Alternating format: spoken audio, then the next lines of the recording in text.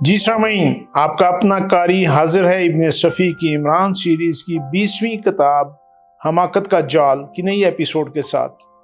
مجھے امید ہے کہ آپ یقیناً اردو ادب کی اس منفرد تخلیق سے لطف اندوز ہو رہے ہوں گے۔ اگر آپ نے اس سے پہلے والی ایپیسوڈز نہیں سنی تو ہمارے چینل کی پلے لسٹ میں جائیں اور پچھلی تمام ایپیسوڈ سنیں اور اپنے لطف کو دوبالا کریں۔ آئیے سنتے ہیں عمران سیریز کی نئی ایپیسوڈ۔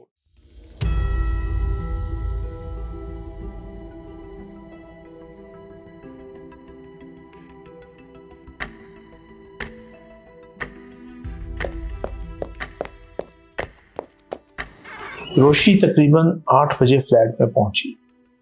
اس سے توقع نہیں تھی کہ وہاں احمقوں کے شہنشاہ سے بھی ملاقات ہو سکے گی، مگر عمران موجود ملا۔ شاید 3 ماہ بعد فلیٹ میں اس کی شکل دکھائی دی تھی۔ روشی نے وینٹی بیگ میز پر ڈال دیا اور کوٹ اتارنے لگی۔ کیوں؟ تم کہاں تھے؟ اس نے عمران کو گھورتے ہوئے پوچھا، جو سر جھکائے بیٹھا ناخنوں سے میز کا پالش کھرچ رہا تھا۔ آج سے 28 سال پہلے ماں کے پیٹ میں تھا، عمران نے سر اٹھا کر کہا۔ البتہ اس سے پہلے کا ہوش نہیں ہے۔ اگر تم میری وجہ سے یہاں رہنا پسند نہیں کرتے ہو تو میں کہیں اور انتظام کر لوں۔ یہ تو بڑا اچھا خیال ہے، عمران نے آہستہ سے رازدارانہ لہجے میں کہا۔ وہیں میرا بھی انتظام کر لینا، کیونکہ میں اب سلیمان کی شکل نہیں دیکھنا چاہتا۔ یہ کمبخت مجھ سے بھی فراڈ کرنے لگا ہے۔ کیوں؟ وہ کیا کرتا ہے؟ اس سے زیادہ شریف اور ایماندار ملازم آج تک میری نظروں سے نہیں گزرا۔ تم خام خواہ اس کی طرفداری کر کے مجھے غصہ نہ دلاؤ، عمران نے غصیلی آواز میں کہا۔ اس کمبخت کی وجہ سے میری عقل چوپٹ ہو گئی۔ کیوں؟ 1000 بار کہا مردود سے کہ مجھے مونگ کی دال نہ کھلایا کر، لیکن نہیں مانتا۔ عقل چوپٹ کر کے رکھ دی۔ پرسوں پتہ نہیں کیا لایا تھا، وہ پتلی چپاتیوں کی شکل کا، مگر وہ چپاتی کی طرح ڈھیلا ڈھالا نہیں تھا اور دانتوں کے نیچے کڑکڑاتا تھا، اور جھاپڑ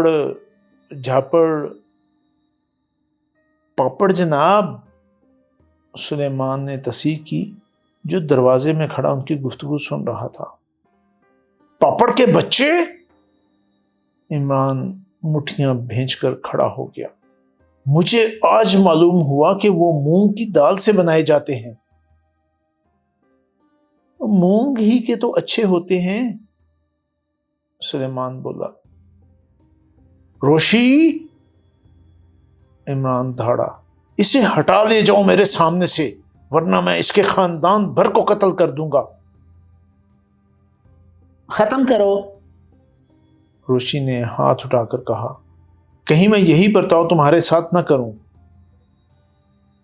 کیا میں نے تمہیں مونگ کے پاپڑ کھلائے ہیں؟ عمران الٹ پڑا۔ آپ کچھ بھول رہے ہیں صاحب، سلیمان نے کہا۔ کیا بھول رہا ہوں؟ آج آپ کی خاموشی کا دن ہے۔ پچھلے 5 سال سے آپ منگل کے دن خاموش رہتے آئے ہیں۔ اب عمران نے ہونٹ پر ہونٹ جما لیے۔ سنو، روشی برا سا منہ بنا کر بولی۔ میں آج تم سے زیادہ احمق آدمیوں سے مل کر آ رہی ہوں۔ اور پھر وہ بیان کر چلی۔ عمران خاموشی سے سنتا رہا، لیکن جب وہ اس کے خاموش ہو جانے پر بھی کچھ نہ بولا تو روشی کے جوش و خروش پر پانی پڑ گیا۔ وہ سمجھی تھی کہ شاید عمران اس کے متعلق کچھ اور بھی معلوم کرنا چاہے گا۔ دفتن فون کی گھنٹی بجی اور عمران نے ہاتھ بڑھا کر ریسیور اٹھا لیا۔ ہیلو، بلیک زیرو سر، دوسری طرف سے آواز آئی۔ کیا خبر ہے؟ وہ 3 آدمی ہیں جناب، اور ڈپٹی سیکرٹری کی پرسنل اسسٹنٹ مسز نعمانی ان کے ساتھ ہے۔ کیا وہ اب بھی کلب میں ہی موجود ہیں؟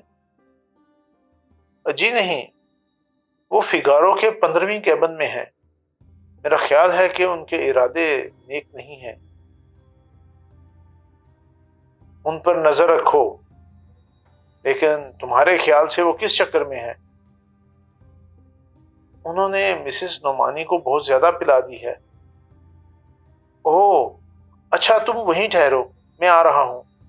لیکن اگر اس دوران میں وہ اسے کہیں اور لے جانا چاہیں تو تم میرا انتظار نہیں کرو گے، سمجھے؟ جی ہاں، عمران نے سلسلہ منقطع کر دیا۔ کیا قصہ ہے؟ روشی نے پوچھا۔ چند نامعقولوں نے مسز عمران کو بہت زیادہ پلا دی ہے۔ کیا مطلب؟ مسز عمران کا مطلب بتاؤں یا بہت زیادہ پلا دینے کا؟ تم نے شادی کب کی؟ بہت زیادہ پلا دینے کے لیے شادی کی ضرورت نہیں ہے۔ میں تمہارے سر پر کرسی پٹخ دوں گی۔ عمران کوئی جواب دیے بغیر فلیٹ سے باہر نکل آیا۔ سڑک کے کنارے اس کی 2 سیٹر موجود تھی۔ اس نے بڑی پھرتی سے انجن سٹارٹ کیا اور کار فراٹے بھرنے لگی۔ وہ شہر کے ایک بڑے ہوٹل فیگارو کی طرف جا رہا تھا۔ 15 منٹ بعد اس نے کار فیگارو کے پھاٹک والے فٹ پاتھ سے لگا دی۔ اسے کمپاؤنڈ میں نہیں لے گیا۔ کار سے اتر کر وہ کمپاؤنڈ میں داخل ہوا۔ ڈائننگ ہال میں پہنچ کر اس کا رخ کیبنوں کی طرف ہو گیا، مگر پھر 15ویں کیبن کے سامنے رکے بغیر اسے واپس ہونا پڑا، کیونکہ 15واں کیبن خالی تھا۔ عمران بڑی لاپرواہی سے چلتا ہوا پھر باہر آ گیا۔ اسے اطمینان تھا کہ بلیک زیرو نے ان کا پیچھا نہ چھوڑا ہوگا اور عنقریب اس کی طرف سے کوئی دوسری اطلاع ملے گی، لہٰذا اب اسے جلد از جلد دانش منزل پہنچنا چاہیے، کیونکہ ایسے حالات میں اس کے ماتحت دانش منزل ہی کے فون نمبر استعمال کیا کرتے تھے یا پھر سفری ٹرانسمیٹروں کے ذریعے ایکس2 سے رابطہ قائم کرتے تھے۔ عمران نے تیزی سے کمپاؤنڈ طے کی اور اپنی کار کی طرف بڑھا، مگر دوسرے ہی لمحہ میں اسے رک جانا پڑا، کیونکہ بلیک زیرو اس کی کار سے پشت ٹکائے کھڑا آنکھیں مل رہا تھا۔ یہ ایک صحت مند اور توانا جوان تھا۔ قد متوسط تھا اور اعضاء مضبوط تھے۔ وہ عمران کے قریب پہنچ جانے کے بعد بھی اسی طرح آنکھیں ملتا رہا۔ اوہ، کیا ہوا ہے تمہیں؟ عمران اس کا شانہ جھنجھوڑ کر بولا۔ بلیک زیرو بے ساختہ اچھل پڑا اور پھر فوجیوں کے سے انداز میں سیدھا کھڑا ہو گیا۔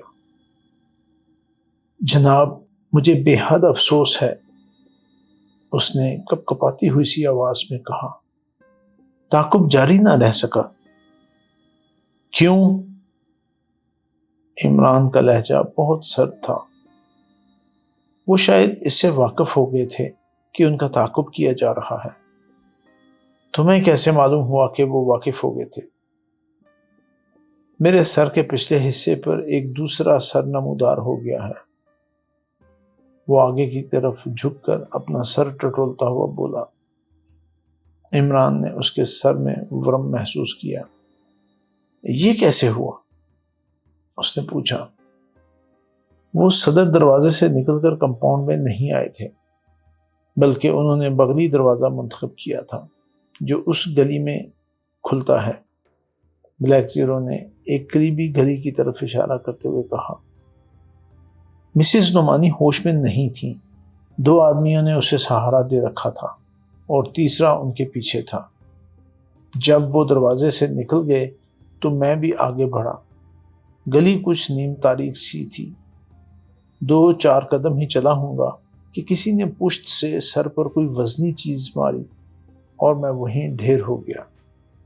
بس پھر ابھی ابھی ہوش آیا ہے۔ اوہ! عمران تشویش کن انداز میں سر ہلا کر رہ گیا۔ میں نے بہت احتیاط برتی تھی جناب، بلیک زیرو نے خوش آمدانہ لہجے میں کہا۔ پرواہ مت کرو، کیا ان تینوں میں وہ آدمی بھی تھا جس کے اوپری ہونٹ میں خفیف سا شگاف ہے؟ جی ہاں تھا۔ چلو بیٹھ جاؤ، عمران نے کہا اور دوسری طرف کی کھڑکی کھول کر اسٹیئرنگ سنبھالتا ہوا بولا، میں تمہیں مسز نعمانی کے مکان کے سامنے اتار کر آگے بڑھ جاؤں گا اور 20 منٹ تک اگلے موڑ پر تمہارا انتظار کروں گا۔ تمہیں یہ معلوم کرنا ہے کہ وہ گھر پہنچی یا نہیں۔ بہت بہتر جناب۔ کار چل پڑی۔ ان دونوں نے راستہ خاموشی سے طے کیا اور 10 منٹ بعد عمران نے گاڑی روک دی۔ بلیک زیرو اتر گیا اور گاڑی پھر چل پڑی۔ اگلے موڑ پر عمران نے اسے سڑک سے اتار کر انجن بند کر دیا۔ یہاں سے مسز نعمانی کے مکان کا فاصلہ زیادہ سے زیادہ 2 فرلانگ رہا ہوگا۔ عمران گاڑی ہی میں بیٹھا رہا۔ اب وہ احمقوں کی انجمن کے متعلق سوچ رہا تھا۔ روشی سے ملی ہوئی اطلاعات غلط نہیں ہو سکتی تھیں کیونکہ عمران کو اس انجمن کے وجود کا علم پہلے ہی سے تھا، لیکن مدور ہی سے اس کے متعلق معلومات فراہم کرنا چاہتا تھا۔